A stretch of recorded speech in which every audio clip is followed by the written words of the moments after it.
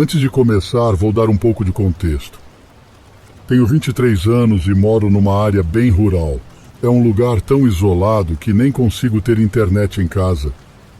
Só consigo acessar a rede usando dados móveis. Apesar da distância de tudo, gosto muito de viver aqui no campo e acho que sempre vou gostar. Meu namorado e eu temos 2 cachorros bem protetores, a Roxy e o Jack. Também crescemos cercados por armas de fogo e sabemos usá-las bem. Sempre nos sentimos seguros, mesmo morando sozinhos na nossa casa isolada. Temos um terreno de 1 hectare e nosso vizinho mais próximo fica a mais de 1 quilômetro de distância, então ninguém tem motivo para nos incomodar ou entrar na nossa propriedade sem ser convidado. Isso aconteceu comigo no final de novembro. Eu estava aproveitando minha folga do trabalho como cuidadora enquanto meu namorado trabalhava até tarde e só voltaria para casa lá pelas 2 ou 3 da manhã. Isso não me incomodava, já que eu havia passado várias noites sozinha em casa nos últimos 2 anos. Decidi ir para a cama mais cedo e acordar algumas horas depois, quando meu namorado chegasse para recebê-lo. Deitei na cama com os 2 cachorros e adormeci. Por volta de 1h30 da manhã, a Roxy, a maior, começou a rosnar para a janela do quarto e me acordou. Tentei acalmá-la, achando que poderia ser um coiote ou algo parecido no quintal, mas de repente ela começou a latir muito alto. Ouvi algo bater e cair do lado de fora, perto dos arbustos da minha janela. A Roxy correu para a porta do quarto, arranhando-a loucamente e tentando sair. Rapidamente, levantei da cama com o outro cachorro, peguei meu revólver carregado debaixo da mesinha de cabeceira e abri a porta do quarto. A Roxy disparou para a porta da frente, arranhando-a como se fosse derrubá-la. Hesitei por um segundo antes de abri-la, pensando se realmente era só um animal lá fora. Não queria soltar os cachorros para correrem atrás dele na escuridão, correndo o risco de nunca mais vê-los. Decidi olhar pela janela ao lado da porta da frente, para ter uma ideia do que estava enfrentando. O que vi me chocou e, sinceramente, me assustou. Havia um homem de bermuda jeans e regata branca correndo para longe da casa em direção à estrada. Fiquei na dúvida se deveria soltar os cachorros para persegui-lo, ligar para o meu namorado ou para a polícia. Após um momento, resolvi ligar para a delegacia local. Expliquei ao atendente o que tinha acontecido, fazendo questão de descrever as roupas do invasor. A atendente disse que enviaria um delegado para a área imediatamente e perguntou se eu queria que passassem na minha casa para fazer um boletim de ocorrência. Eu disse que sim. Depois de desligar, liguei para o meu namorado e contei tudo. Ele disse que estava saindo do trabalho e voltando para casa. Quando chegou, pegou uma lanterna e os cachorros e começou a procurar ao redor da casa por qualquer sinal do intruso. Não encontrou nada além dos arbustos danificados embaixo da nossa janela. Esperamos quase 2 horas pelos delegados, mas eles nunca apareceram. Também não recebi nenhum telefonema deles nos dias seguintes. Depois do incidente, meu namorado concluiu que provavelmente era um dos nossos vizinhos suspeitos, que mora a alguns quilômetros de distância. Pode até ser, mas o que mais me incomoda é que de todos os lugares para tentar entrar na casa, ele escolheu tentar pela janela do meu quarto onde eu estava dormindo. Se fosse apenas para roubar, por que não tentou a porta da frente, a garagem ou a varanda dos fundos? E também, todos os meus vizinhos sabem que temos cachorros, e parece que esse intruso não sabia disso.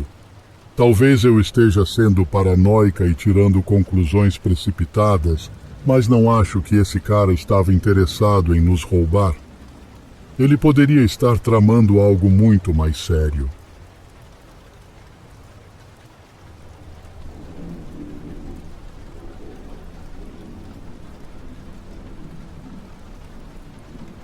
Em outubro de 2017, decidi fazer uma viagem ao Japão apenas para escapar da rotina e ter uma aventura, vivenciando algo novo. Saí de Heathrow e aterrissei em Tóquio. Tinha 2 semanas para passar sozinho, viajando pelo Japão e explorando as paisagens. Depois dos 3 primeiros dias explorando as cidades, decidi visitar alguns pontos turísticos locais, sendo um deles uma floresta bem conhecida, onde as pessoas entram e nunca mais retornam. Ao entrar nessa floresta, a primeira coisa que notei foi a sensação de quão pesado e opressivo era o ar, além de frio. Senti-me imediatamente desconfortável, e a única coisa que me fez continuar caminhando era o conhecimento de que, se voltasse, teria desperdiçado um dia inteiro das minhas férias. Houve momentos em que esqueci o quanto estava desconfortável e ocasionalmente consegui admirar o lugar pela sua beleza e natureza pacífica. A floresta era grande demais para explorar inteiramente. Então decidi caminhar por cerca de 1 hora na trilha principal e depois retornar por outro caminho. Estava muito apreensivo sobre me perder. Depois de um tempo, sentei em um local ensolarado, desfiz minha mochila e comecei a comer o lanche que tinha trazido. Quase terminando, um homem japonês apareceu das madeiras, bem ao meu lado, como se estivesse se escondendo ali. Ele estava vestido com traje de negócios, camisa e gravata, mas parecia muito desarrumado e confuso. Nos olhamos por um momento antes de eu me levantar e estender a mão, dizendo Konnichiwa. O homem claramente não esperava encontrar alguém, mas me deu um sorriso nervoso em retorno e apertou minha mão. Ele sabia um pouco de inglês e eu falava um japonês passável, então sentamos e tivemos uma breve conversa. Não questionei o que ele estava fazendo ali, mas ele me perguntou de onde eu era e falamos sobre a Inglaterra por um tempo. Após a conversa, perguntei em japonês se ele estava bem e se precisava de ajuda. Ele se levantou, sorriu para mim e acenou com a cabeça, dizendo em inglês quebrado: "Este é um lugar bonito, aproveite por mim." Então ele se afastou. Eu só queria sair dali quando o céu começou a escurecer. A sinistra reputação da floresta começou a pesar nos meus ombros. Acelerei o passo e, quando estava quase saindo, parei como se tivesse batido em uma parede de tijolos. Já estava quase completamente escuro, e ainda não havia sinal do homem com quem tinha falado antes. Uma parte de mim tentava se convencer de que ele tinha tomado outro caminho, mas a parte mais racional de mim sabia que não era o caso. Peguei minha lanterna e voltei para a floresta. Continuei pelo caminho a passos rápidos, ocasionalmente chamando e iluminando ao redor para sinalizá-lo. Quando cheguei à árvore onde tinha almoçado, meu coração afundou. Uma corda estava amarrada em um dos galhos, indo para dentro das árvores. Essa corda não estava lá antes.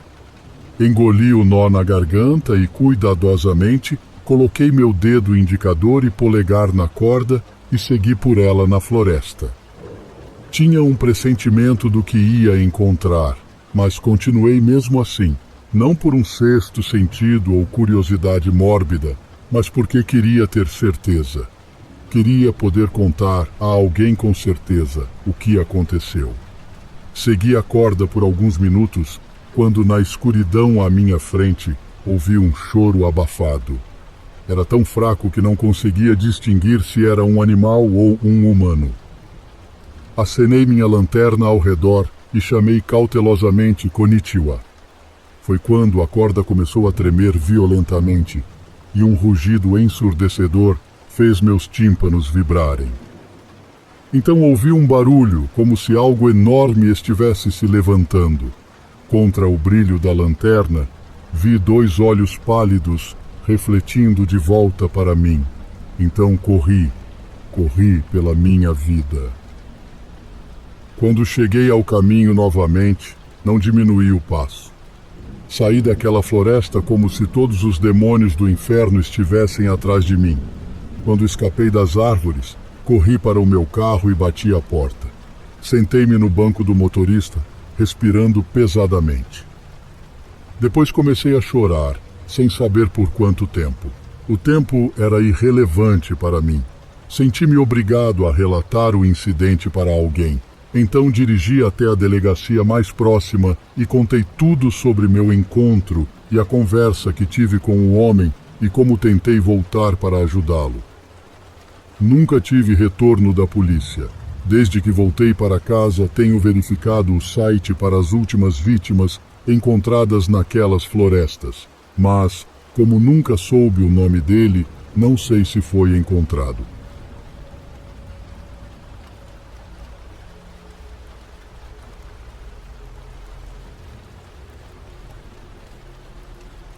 Eu venho de uma pequena cidade. Lá não tinha muita coisa para fazer nos fins de semana, e ainda menos quando eu era adolescente, mais de 20 anos atrás. Alguns turistas passavam pela área porque a casa original de Abraham Lincoln fica a alguns quilômetros da cidade. As cidades têm destilarias de bourbon bem conhecidas, que oferecem tours durante o dia. As 2 maiores cidades do estado ficavam a cerca de 1 hora de distância, mas para os jovens não havia muita opção de entretenimento. Não tinha cinema ou até mesmo um mercado na cidade. Era uma comunidade agrícola pequena, onde você conhecia mais da metade das pessoas pelo nome e reconhecia a outra metade porque as via tantas vezes, mas nunca tinha sido apresentado. Nos fins de semana, se não tinha um jogo de futebol na sexta à noite, a gente só andava de carro num loop de 4 quilômetros e parava em um dos 3 pontos onde a juventude local se reunia. Se não tinha nada acontecendo na cidade, pegávamos as estradas rurais e dirigíamos sem destino em mente. Geralmente tinha algumas cervejas envolvidas, mas nada que colocasse alguém em perigo. Numa dessas noites, estávamos numa estrada que todos nós já tínhamos percorrido centenas de vezes, quando aconteceu algo que nunca vou esquecer. A estrada em questão é meio que uma atração, pois é onde fica um local conhecido como a Árvore do Burro. A Árvore do Burro é uma árvore normal, exceto que um dos galhos inferiores é incomum e se parece muito com a cabeça de um burro. A boca, o nariz, os olhos e até as orelhas, que são 2 galhos se dividindo no topo da cabeça, são todos distinguíveis.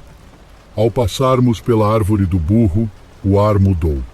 Parecia que a temperatura caiu de repente. Não é incomum esse tipo de mudança de temperatura acontecer quando uma tempestade se aproxima. A interseção do ar úmido e quente com o ar seco e frio cria um espetáculo atmosférico e tanto. No entanto, essa mudança de temperatura foi diferente. O céu estava limpo e as estrelas brilhavam. Por mais peculiar que fosse, não era algo que causava grande alarme. Continuei dirigindo na mesma direção e um pouco mais adiante nos deparamos com um cheiro de carne em decomposição. Isso não é muito incomum quando você cresce no campo. Sempre tem algum animal atropelado, fedendo até a natureza dar conta do corpo.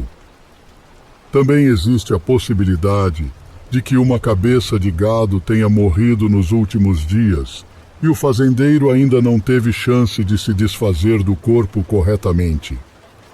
Foi o cheiro mais forte de decomposição que eu já tinha sentido.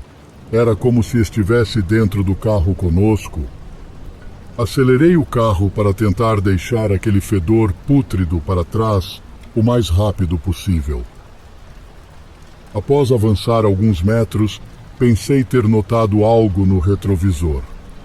Foi nesse momento que vi algo que só posso descrever como uma cabeça humana, mas não havia corpo. Era apenas uma cabeça flutuando ou nos perseguindo no ar, bem atrás da janela traseira do carro. Havia várias curvas antes de chegar ao fim da estrada e, em cada curva que eu fazia, o rosto estava logo atrás de nós. Não conseguia me livrar dele. Os olhos eram negros como a noite e um sorriso assustador congelou meu sangue. Então, transformou-se em uma cabeça de demônio, com rosto vermelho, chifres e dentes caninos grandes, mas ainda com aqueles olhos escuros. Mudou para faces ainda mais aterrorizantes, mas naquele momento tudo era tão confuso que nem consigo lembrar de todas. Vale ressaltar que isso aconteceu num curto trecho da estrada, e o tempo transcorrido foi de menos de 1 minuto do começo ao fim. Meu amigo no banco do passageiro notou meu olhar aterrorizado e olhou para trás. A expressão no rosto dele me fez saber que eu não era o único vendo o que quer que fosse que nos seguia. Entre gaguejos, ele só conseguiu pronunciar uma palavra audível: vai. Não era nem um grito, era quase um sussurro. Não precisei que me dissessem 2 vezes, ou mesmo uma, pois acelerei ao máximo. E aquele pobre carro teve o trecho mais difícil de meio quilômetro que já enfrentou. Naquela noite, eu deveria ter batido em algumas daquelas curvas, mas quando me aproximei do fim da estrada, a cabeça flutuante parou de repente e rapidamente desapareceu na noite, atrás das minhas luzes traseiras. Não posso explicar por que parou de nos perseguir, mas quando isso aconteceu, a temperatura voltou ao normal e o cheiro desapareceu. E havia uma paz em estar ali. Mais tarde, quando perguntei ao meu amigo sobre o que ele viu, ele descreveu algo completamente diferente do que eu lembro. Talvez o diabo apareça para cada um de formas diferentes, mesmo que testemunhado ao mesmo tempo. Não sei dizer. Desde então, mudei daquela pequena cidade e raramente relembro os passeios que fazíamos como adolescentes. No entanto, ainda penso ocasionalmente naquela noite e mesmo depois de todos esses anos, ainda me arrepia.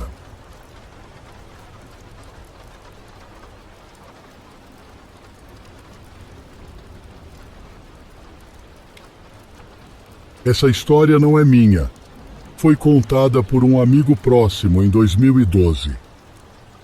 Quando meu amigo tinha 13 anos, ele e sua família possuíam uma pequena fazenda no meio de uma reserva indígena, cercada por uma comunidade de nativos. Numa noite de julho, durante um encontro familiar, eles se reuniram ao redor de uma fogueira num dos campos atrás da casa e contavam histórias da sua herança e lendas passadas de geração em geração. Meu amigo, que chamaremos de João, acabou indo dormir com alguns primos. João não estava dormindo há muito tempo quando ouviu uma confusão no celeiro. Ele ouviu os cavalos gritando, em pânico, chutando as paredes dos currais. Ele abriu a porta do trailer e olhou em direção ao celeiro, vendo seu pai e tios correndo para lá, armas em punho. Eles gritaram para os meninos permanecerem no trailer com as portas fechadas. Antes da família chegar ao celeiro, o barulho parou, e quando entraram, não houve som de tiros. João e seus primos esperaram pela janela por alguns minutos, e quando os adultos saíram do celeiro, falavam baixo e com vozes graves entre si. Eles fecharam e trancaram a porta do celeiro e patrulharam o terreno até o amanhecer. João lembra de vê-los circulando a propriedade por um tempo antes de finalmente adormecer. Seu pai ficou muito distante nos dias seguintes e recusou-se a deixar João entrar no celeiro ou contar o que exatamente aconteceu. Sendo um jovem de 13 anos, com o passar dos dias, João esqueceu o incidente, mesmo que a maior parte da sua família tenha ficado na fazenda mais tempo do que pretendiam.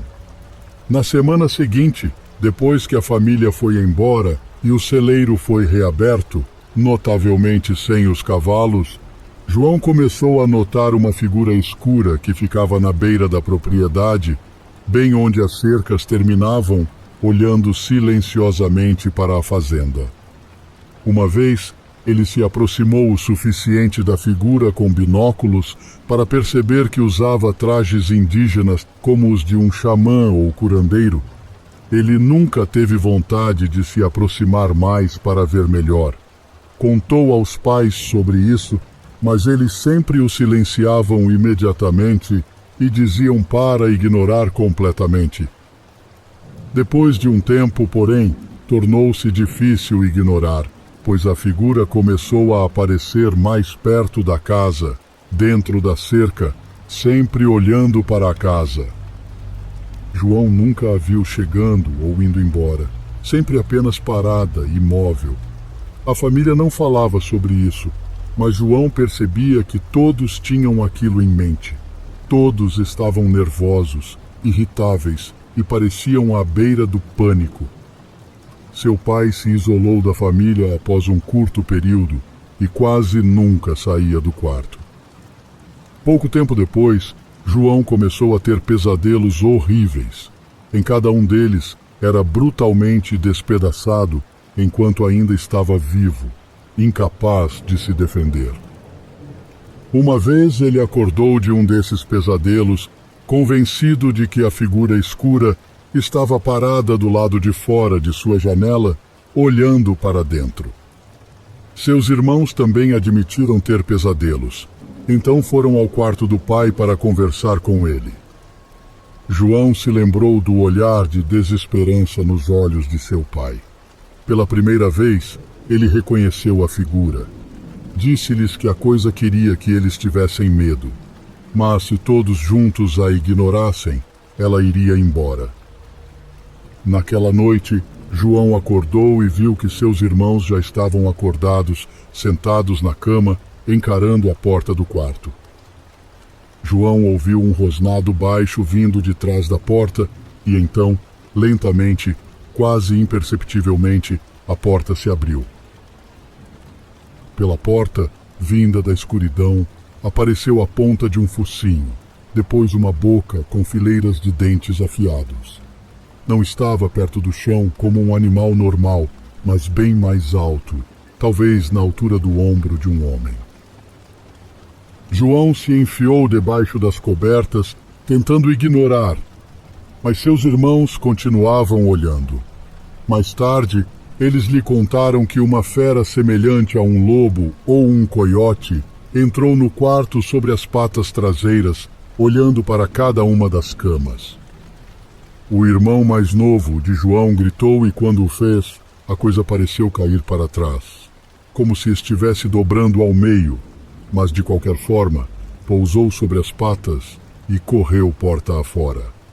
João ouviu o disparo da arma de seu pai, tão perto que seus dentes chocalharam. Havia o som da porta da frente sendo arrombada e algo correndo pelo gramado. E então, houve apenas silêncio. João e seus irmãos estavam chorando quando o pai deles voltou. Ele os reuniu e disse que todos iriam para a casa do tio deles por um tempo. Eles nunca conseguiram arrancar dele uma explicação sobre o que ele viu naquela noite. Ficaram na casa do tio por algumas semanas. E durante esse tempo, o pai de João convidou homens navajo para irem à fazenda e realizarem rituais de banimento para evitar que a criatura retornasse. João e sua família eventualmente voltaram para a fazenda, mas demorou um tempo até ele se sentir confortável lá novamente.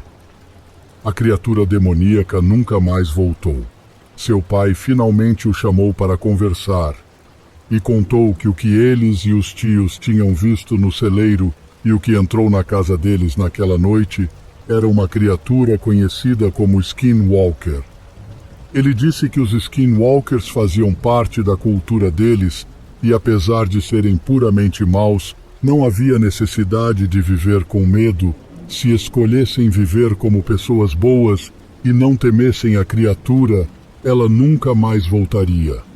É muito importante ter em mente que João nunca deveria ter me contado essa história. Os nativos levam as lendas dos Skinwalkers muito a sério, e falar sobre eles de qualquer forma é praticamente atraí-los para você. Muitos de vocês podem não acreditar nessa história, e tudo bem. Definitivamente, prefiro viver em um mundo onde essas coisas não existem. Mas tenho que enfatizar o respeito que tenho pelo meu amigo. Eu o conheço muito bem e confio nele, e para ele falar abertamente sobre essa experiência, foi preciso muita coragem. Acho que se eu tivesse uma mensagem final, seria respeitar realmente a cultura nativa. Eles têm essa quase mágica grandeza sobre eles. Enfrentaram genocídio, tiveram suas terras arrancadas deles e ainda estão por aqui, mantendo sua cultura e religião muito próximos deles e levando vidas incrivelmente espirituais. Pessoalmente, acho que isso merece muito respeito.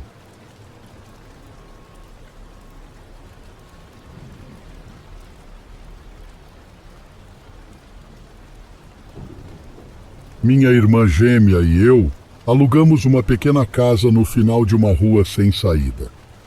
Além da linha de árvores no nosso quintal, há uma cerca de arame e atrás dela uma loja de brinquedos fechada. Eu não recomendo que ninguém mais faça isso, pois tecnicamente é invasão de propriedade, mas a situação era tão única e não pudemos resistir em aproveitar. Quando grandes franquias fecham, elas liquidam todo o seu estoque. A maior parte é vendida com grandes descontos para esvaziar as prateleiras, e alguns itens melhores são empacotados e enviados para armazéns, onde certamente serão vendidos online. Mas bastante coisa é simplesmente descartada.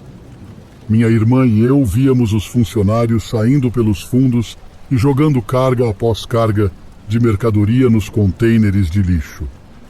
Tenha em mente que nada disso é de ótima qualidade, na verdade, é quase tudo barato. Mas do jeito que vejo, uma vez no lixo, é descartado e grátis. Após o horário comercial, minha irmã e eu levávamos nossa mala com rodinhas pelos arbustos, passávamos pelo buraco na cerca e íamos fuçar nos contêineres. Encontramos algumas coisas legais, principalmente pôsteres e displays de videogames, alguns bonecos e bonecas baratos e alguns jogos de tabuleiro em caixas danificadas.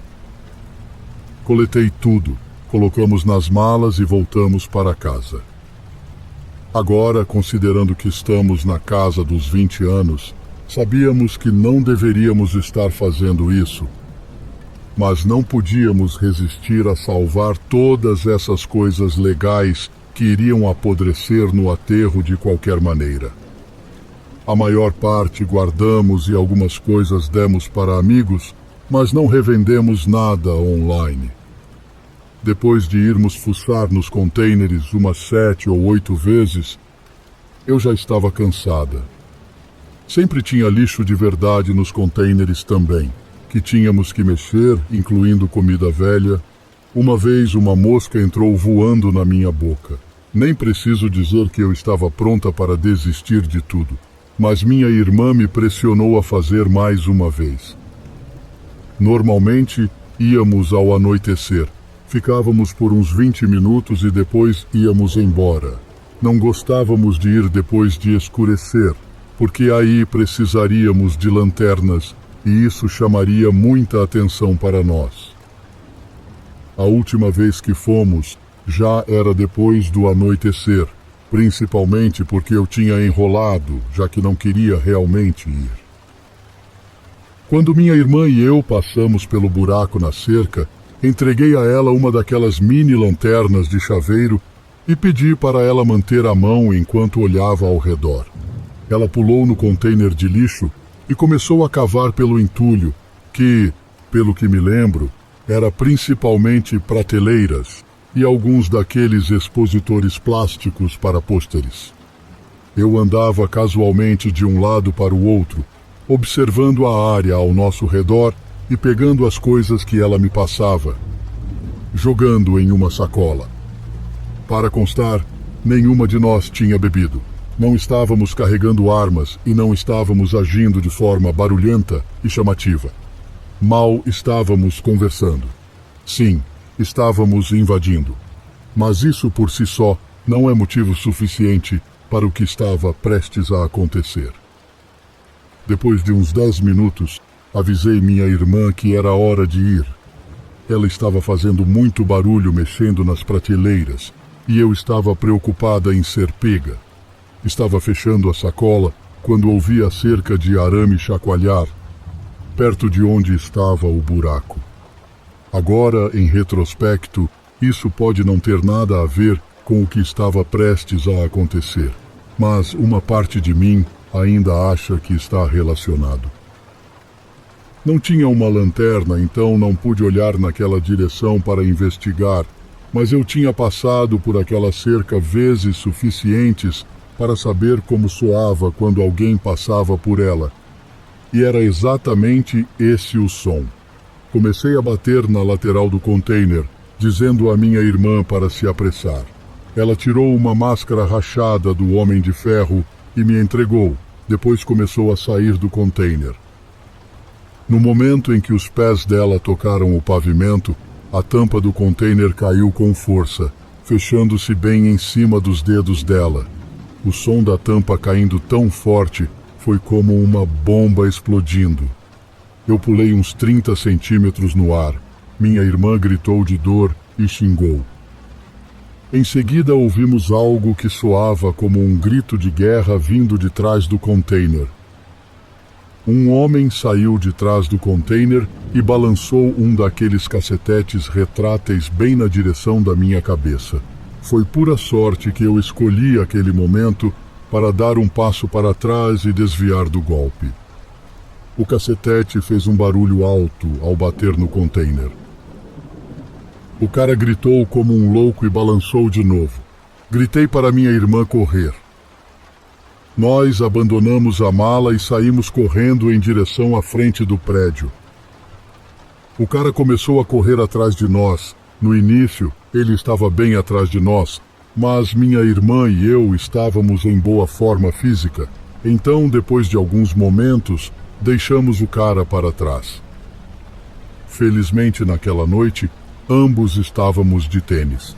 O homem então jogou seu cacetete em nossa direção e ele retiniu no pavimento à minha direita, mas continuamos correndo.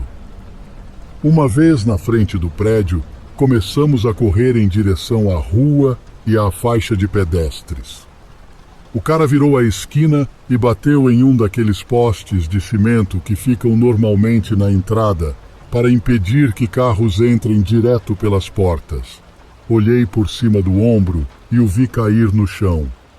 Mas o homem se levantou rapidamente, como se mal tivesse sentido, e continuou correndo. Quando chegamos ao cruzamento, empurrei minha irmã na direção da casa dela e disse para continuar correndo. É essa a parte que me surpreende. Não só o homem ainda estava nos perseguindo, mas ainda estava gritando no topo dos pulmões e empunhando um taser em cada mão, ambos zumbindo alto enquanto ele corria.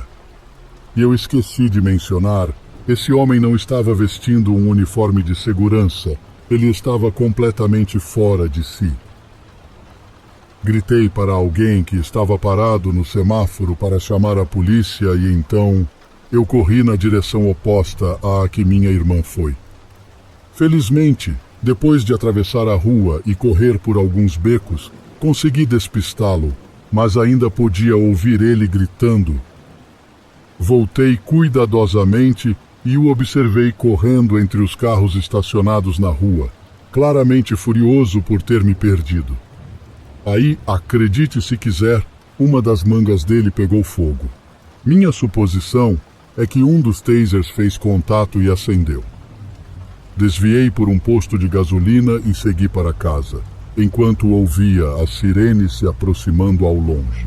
Quando cheguei em casa, descobri que minha irmã estava segura, embora um dos dedos dela estivesse quebrado e ela acabou perdendo 2 unhas por causa da tampa do container. Sei que essa história pode parecer cômica agora, olhando para trás, mas enquanto acontecia era aterrorizante e incrivelmente surreal. Esse cara estava vestido com um moletom e jeans e cheirava a suor. Claramente, ele não era um guarda de segurança nem nada do tipo. Ele não se anunciou antes de se aproximar de nós, apenas começou a nos atacar imediatamente. Tenho um pressentimento horrível de que ele poderia ter nos matado se não tivéssemos escolhido correr imediatamente. Meu melhor palpite é que ele era algum morador de rua com sérios problemas mentais. Não sei o que aconteceu com ele, mas, sem dúvida, meus dias de vasculhar contêineres de lixo acabaram de vez.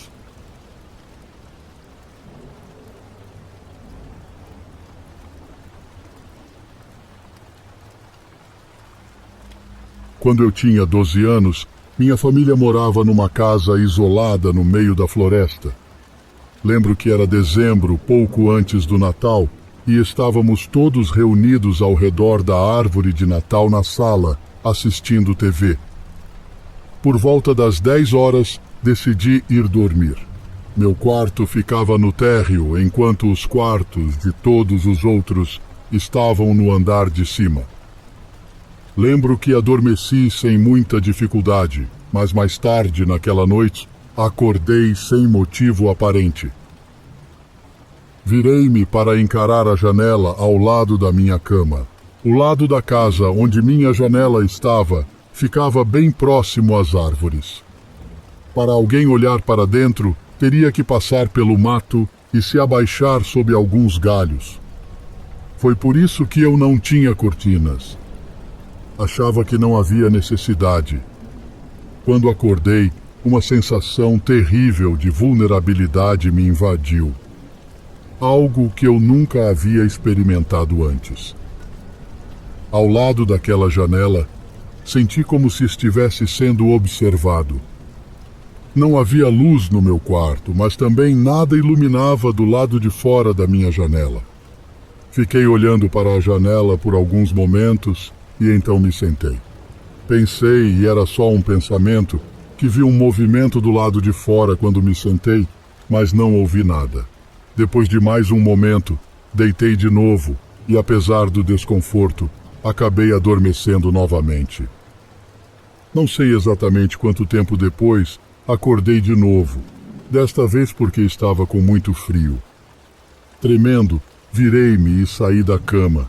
Acho que já tinha esquecido a sensação que tive mais cedo. Saí do quarto, caminhei pelo corredor sem acender as luzes e entrei na cozinha. Ao virar para a área do café da manhã, senti um frio congelante no rosto. Foi então que literalmente parei no meio do caminho. A porta dos fundos estava escancarada e a neve se acumulava logo dentro, no chão. Vi o contorno fraco de pegadas entrando, mas nenhuma saindo. Havia um zumbido nos meus ouvidos e por alguns momentos eu me vi completamente incapaz de me mover, nem mesmo para virar. Foi então que ouvi a maçaneta da porta da lavanderia à minha direita girando lentamente. Não sei exatamente por que corri para pegar a arma no armário em vez de subir para o quarto dos meus pais. Mas essa foi a primeira coisa que me veio à cabeça: pegar uma arma, me defender. Peguei meu rifle de caça do armário e levantei-o, como meus pais haviam me ensinado. A arma não estava carregada, mas eu imaginei que só o rifle já seria suficiente para assustar o intruso. Vi uma figura escura espiar pela entrada da cozinha. Não consegui distinguir detalhes, apenas que era um adulto. Não tinha certeza de quão bem a figura podia me ver, mas gaguejei. Eu tenho uma arma. O que a figura disse a seguir, lembro claramente até hoje. Com uma voz alegre e cantarolante, a pessoa disse claramente meu primeiro nome e acrescentou: "Não vou te machucar, nunca te machuquei." Não reconheci a voz, não fazia ideia de quem era, mas ele me conhecia. Gritei como se estivesse pegando fogo e corri de volta para o meu quarto. Tranquei a porta e me atirei debaixo da cama. Ouvia o homem chamando meu nome enquanto me seguia pelo corredor e se aproximava da porta do meu quarto.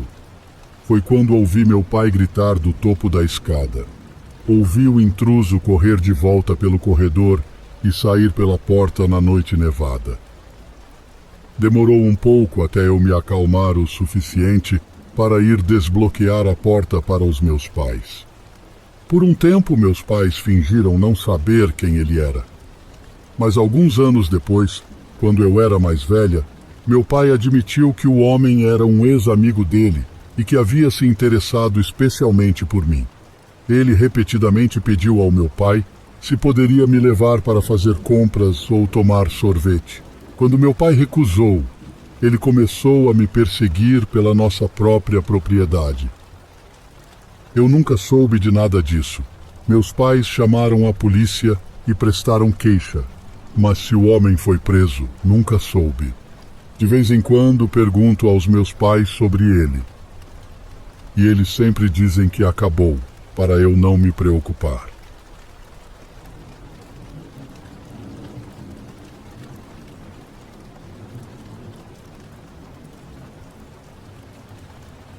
Deixa eu começar dizendo que sou um ex-militar de 1,65 m e 60 quilos.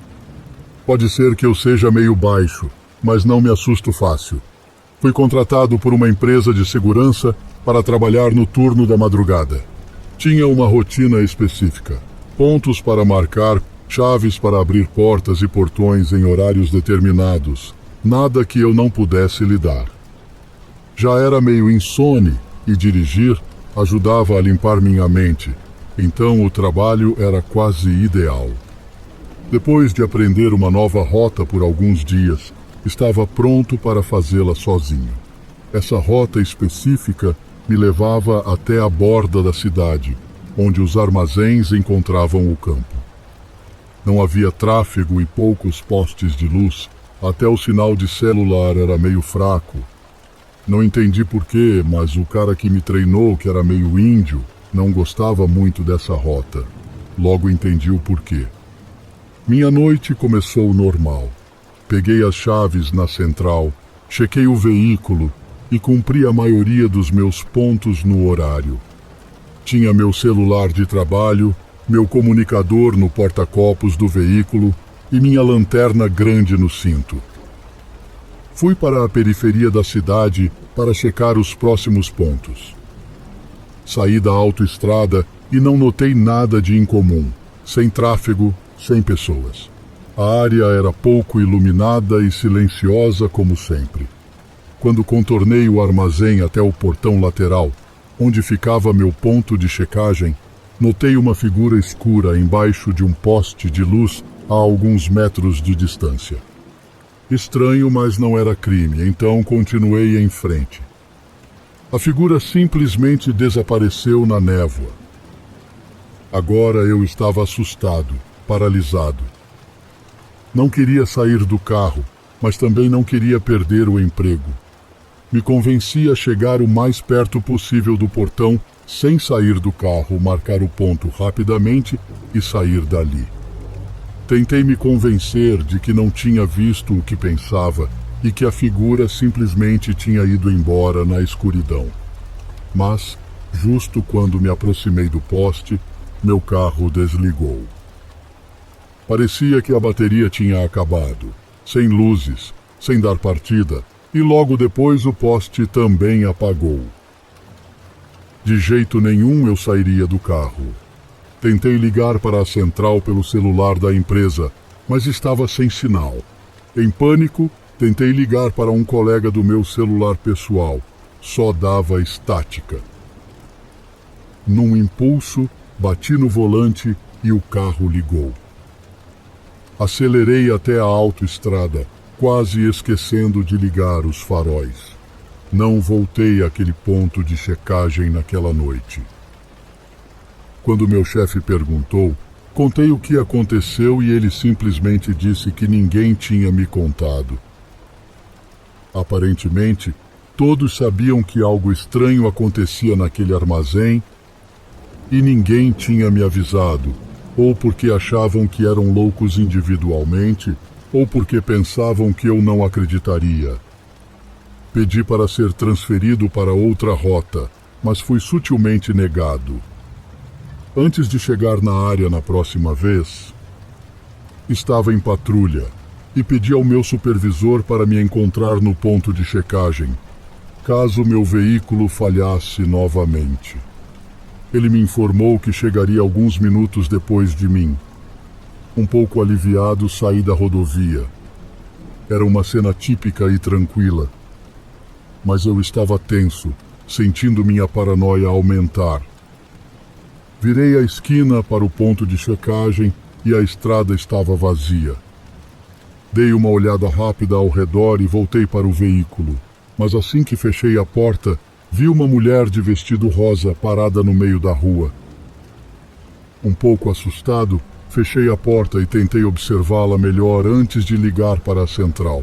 Ela tinha cabelos longos e pretos cobrindo o rosto e segurava um chapéu de verão surrado com uma fita vermelha. A mulher caminhava de forma mecânica para o lado da estrada oposto ao armazém, deixando espaço suficiente para eu passar. Decidi arriscar em vez de esperar que ela se aproximasse. Acelerei e o veículo parou a poucos metros dela. "Que diabos!" gritei frustrado, batendo no volante. Tentei ligar para o meu supervisor, mas sem resposta. No retrovisor, vi a mulher caminhando em minha direção e, de repente, desaparecer. Entrei em pânico e comecei a girar freneticamente a chave, mas o carro não pegava. De repente, a mulher apareceu na janela do passageiro. Ela gritava como uma louca em chamas e batia com os punhos ossudos na janela. Preso num carro inútil, sem como me defender ou pedir ajuda, só me restava tentar ligar a ignição. A mulher continuava batendo na minha janela e gritando que podia me ver. Ela bateu na janela novamente e ela trincou. Pensei em fugir, mas antes que pudesse decidir, vi faróis. Outro veículo com faróis altos dobrou a esquina e veio em minha direção. A mulher desapareceu, mas a trinca na janela permaneceu. Girei a chave novamente e o motor pegou. O carro que veio do armazém era do meu supervisor. Ele me ligou e instruiu-me a segui-lo até o posto de gasolina mais próximo para verificar os danos no carro. Chegando lá, ele encontrou arranhões na lateral do veículo, como se algo tivesse rastejado por baixo dele. Havia amassados na porta do passageiro, como se alguém tivesse chutado com uma bota. E, claro, a trinca na janela. Não havia explicação plausível para os danos. Revisamos as imagens de segurança do armazém e vimos meu veículo chegando ao ponto de checagem em perfeitas condições. Quando comecei a me afastar, a filmagem ficou embaçada. Só quando meu supervisor chegou ao local que as imagens de segurança voltaram. Isso foi mais do que suficiente para mim. Renunciei ao meu cargo e decidi que o turno diurno era o lugar para estar.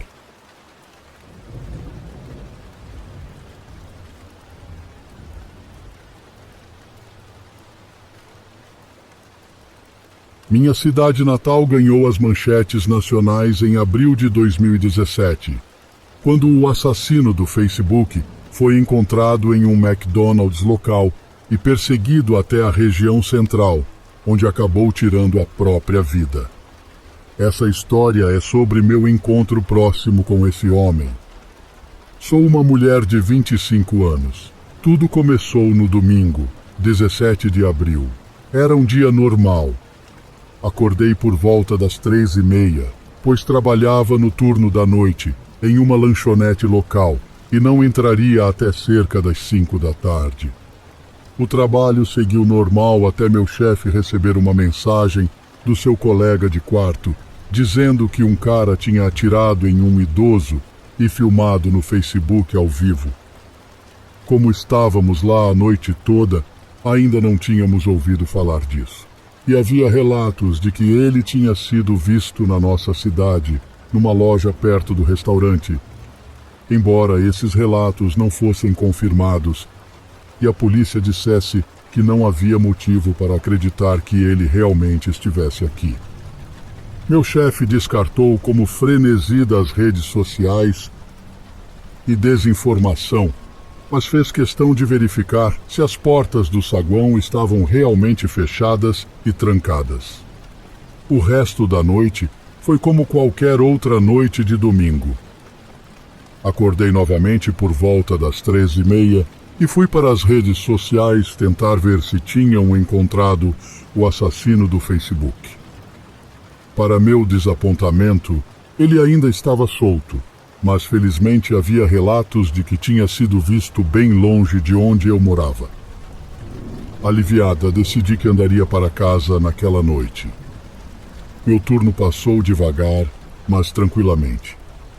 Por volta das 2 da madrugada, terminei o trabalho e decidi passar em uma loja 24 horas nas proximidades. Comprei algumas coisas e terminei por volta das 2h40. Enquanto caminhava para casa, vi um homem em um carro branco. Extremamente paranoica, mergulhei nos arbustos, esperando e rezando para que ele não me visse. O carro acabou entrando em outra lanchonete, mas sem parar deu meia volta e foi embora. Continuei nos arbustos até os faróis dele desaparecerem de vista. Então corri para casa e fui direto para a cama. Na manhã seguinte acordei e descobri que o assassino do Facebook tinha sido visto na minha cidade, dirigindo, adivinha, um carro branco. Ele tinha sido avistado na noite anterior, a cerca de 500 metros de onde eu trabalho, enquanto eu estava nos arbustos. Na noite anterior, eu o tinha visto pouco antes da perseguição policial começar, que acabou com ele tirando a própria vida. Entendo que essa história pode não parecer muito assustadora, mas para mim poderia ter significado minha vida, caso ele tivesse me visto. Ele afirmou em um vídeo ao vivo no Facebook que mataria o máximo de pessoas que pudesse antes que a polícia o pegasse. Em retrospecto, eu provavelmente deveria ter chamado a polícia assim que vi aquele carro, mas obviamente não tinha certeza de que era ele naquele momento. Ainda estou bastante abalada com isso, e sinto muito pelo pobre homem que ele matou.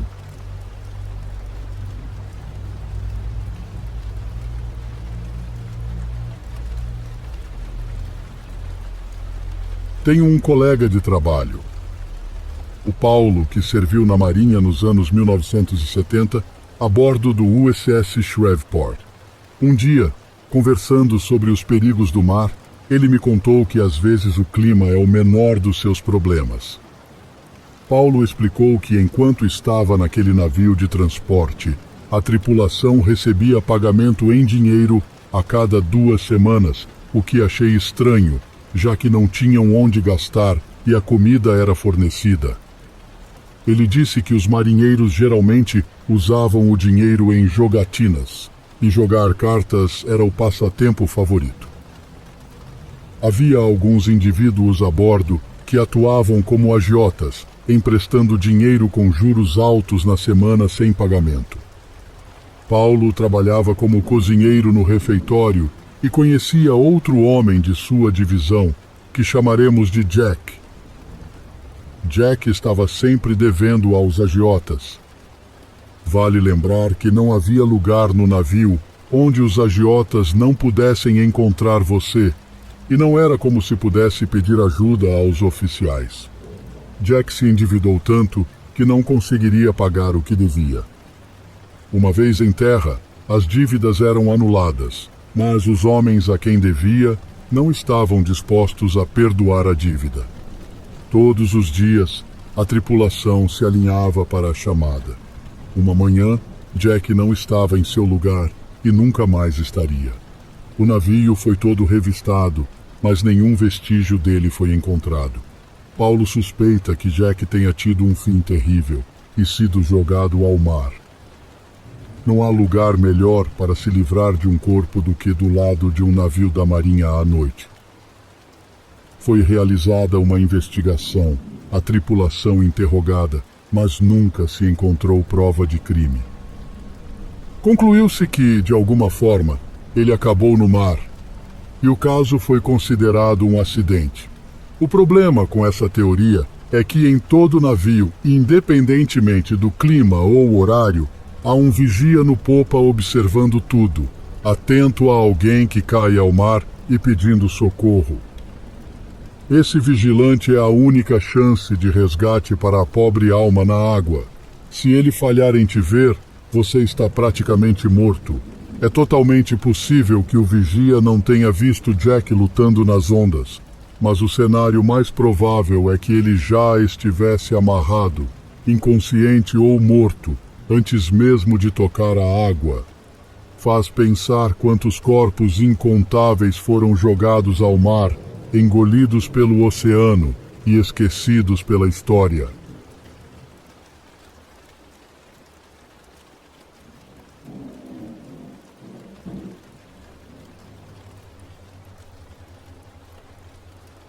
No meu 18º aniversário, eu e meus 2 melhores amigos conseguimos uma garrafa de tequila e pegamos o carro do meu pai para ir ao antigo fliperama, que tinha sido fechado há alguns anos, porque, sem brincadeira, um assassino tinha escolhido aquele lugar para cometer seus atos brutais.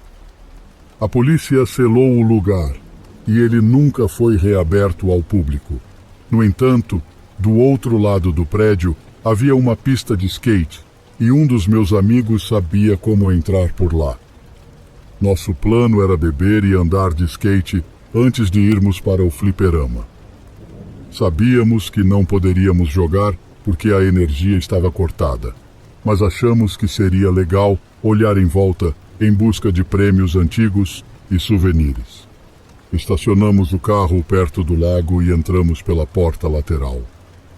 Apesar de estar escrito "empurre" na porta, meu amigo a puxou e ela se abriu facilmente, mas apenas alguns centímetros antes de uma corrente prendê-la. Havia espaço suficiente para nós 3 entrarmos. Imediatamente tomamos um gole e ligamos nossas lanternas, começando a caminhar pela ampla pista com nossos passos ecoando pelo grande salão. Havia latas de cerveja vazias e lixo por todo o chão. Éramos os garotos mais tolos que você já viu, mas vamos lá. Estávamos nos divertindo. Não completamos nenhuma volta antes de um dos meus amigos tropeçar em algo duro que saía do chão. Paramos e iluminamos o chão com nossas lanternas, descobrindo que o obstáculo era, na verdade, uma vela vermelha. Tinha derretido tanto que se fixou no chão. Sendo o garoto tolo que eu era, dei uma patada desajeitada nela com meu patins e quebrei um pedaço de cera.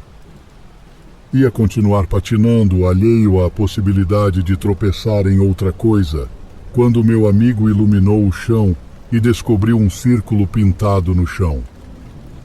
Dentro do círculo havia muitos outros círculos entrelaçados e pelo menos 5 ou 6 velas espalhadas. Meu amigo riu e disse: "Cara, rolou alguma parada de exorcismo aqui, mano?" Meus amigos patinaram até o centro do círculo, onde algo claramente tinha sido queimado, pois o chão estava chamuscado e preto.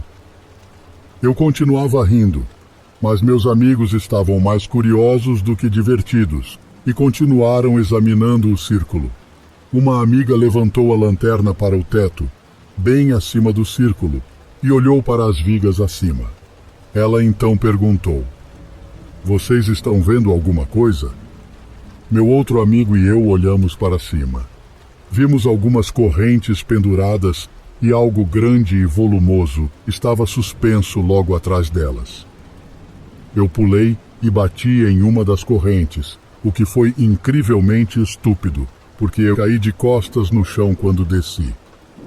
Minha amiga começou a engasgar e gritar, não por minha causa, mas porque algo molhado tinha atingido a cabeça dela quando eu toquei nas correntes.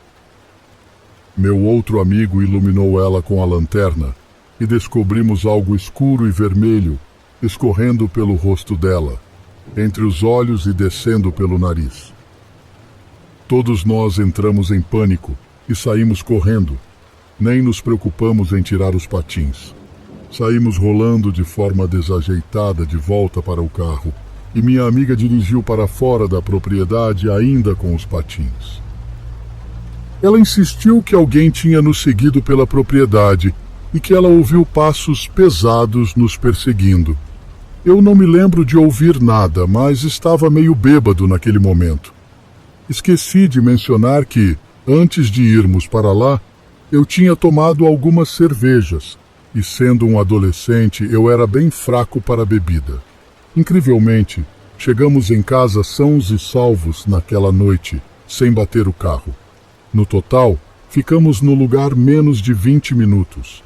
Esse prédio já foi demolido, então, o que quer que estivesse lá já se foi, mas isso levanta a questão: o que exatamente estava suspenso no teto? Nunca poderei responder a essa pergunta, mas tenho uma forte suspeita de que o líquido escuro e vermelho que atingiu minha amiga no rosto era sangue